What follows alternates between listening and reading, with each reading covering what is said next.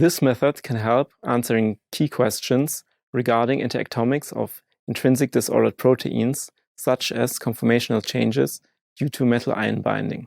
The main advantage of this technique is that it requires very little equipment, and the results can be obtained very quickly.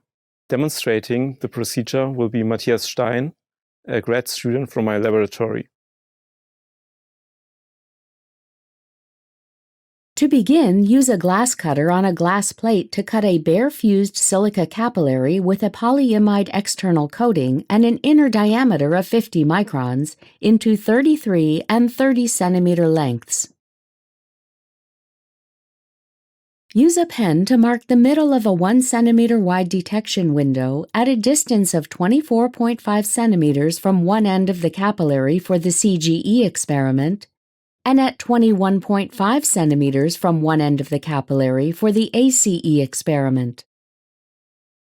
Using a blowtorch, burn off the polyimide external coating 0.5 centimeters before and after each mark.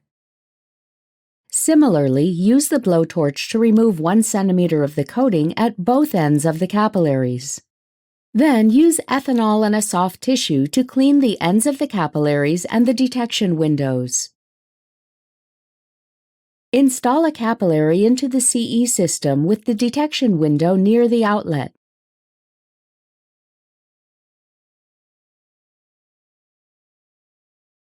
After preparing solutions according to the text protocol, use 250 micromolar calcium chloride solution to fill a 10 milliliter syringe.